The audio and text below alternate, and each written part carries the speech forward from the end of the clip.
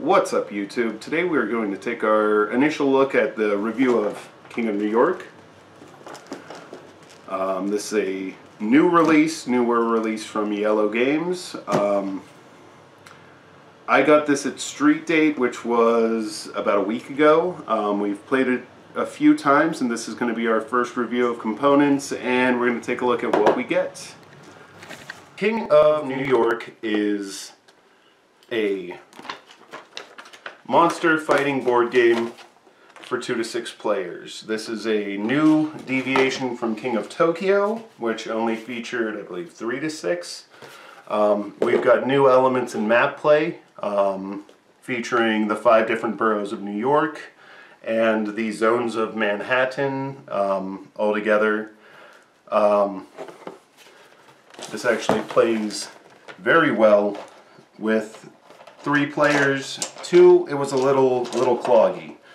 We're getting the same dice you expected from your King of Tokyo board pack. Hearts, Claws, Energy. Now we also have the addition of Celebrity, Building Destruction, and Ouch, which all generate new features on the game. Things we're also getting new: an entire list of 6 brand new playable monsters.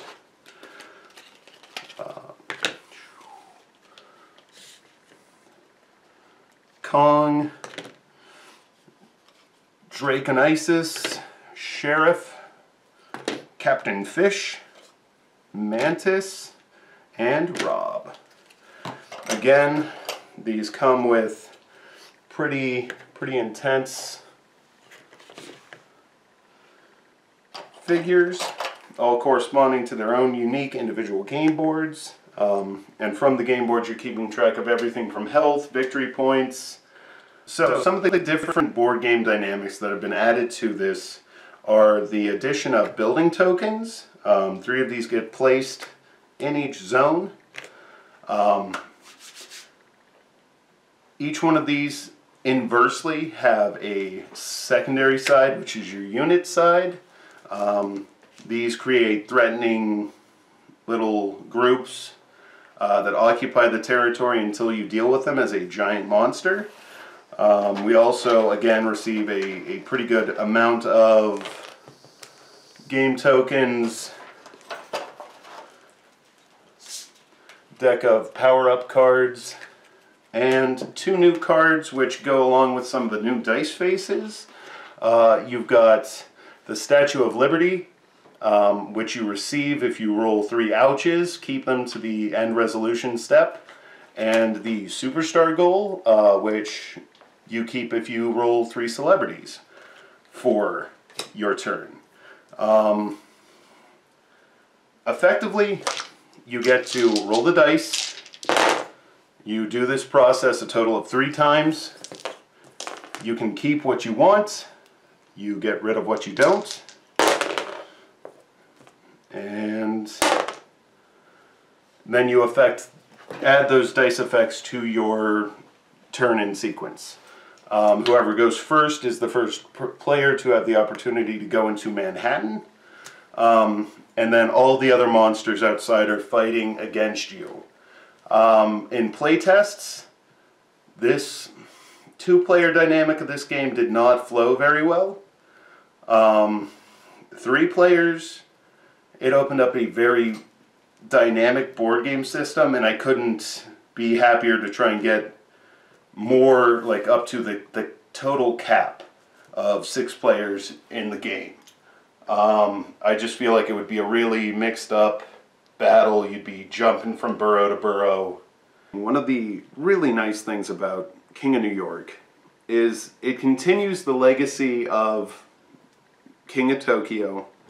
You carry over a lot of the same dynamics, but you've really innovated the game based on the new mechanics that have been added.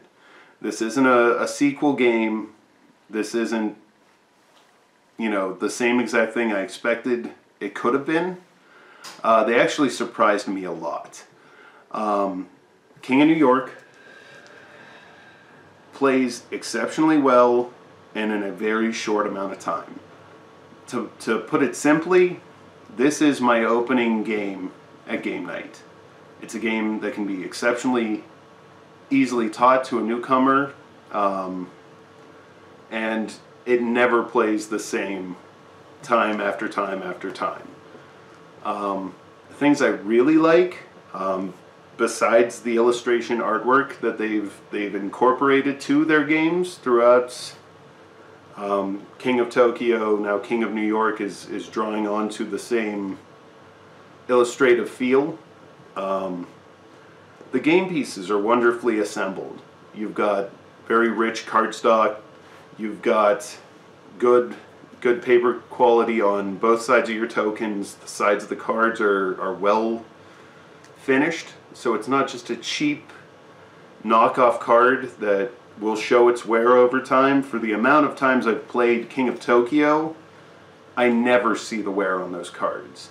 All things considered, at the price in which I paid for this, it's one for me to easily say I can pick up again and again, and if I give it a break for a couple of game nights, we're always happy to have it back. I'd like to highlight one of the really cool things I saw off of this, which is like there's a raised ink surface. This is a fun one to try and pick up on the camera. There is a slight glare that's coming through, and you can see the reflection of some of the lights we have here in the studio. Raised ink, for me, is like icing on the cake.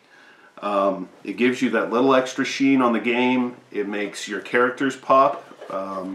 As you can see, the background stays very matte, where it allows like your characters to really just kind of pop off. And for me, that's just about standards. This wasn't something I could see when the packing was originally on here, but as soon as that initial layer of plastic came off, that just popped. I would give this overall easily a 5 out of 5 for quality of product, for new features in gameplay, knocked it out of the park. Even price point to purchase, I want to say I got this for right around $40, and it was or is going to be worth every single cent of that, because I've played King of Tokyo numerous times, and I'm really looking forward to the possible expansions that could be coming out for this in the future. And I hope you guys have enjoyed the review. Remember, we're going to be doing a little bit more of an in-depth breakdown on some of the gameplay we've done in our podcast. So, hopefully look for that. Thank you guys for watching. Please like, comment, and subscribe. Thank you.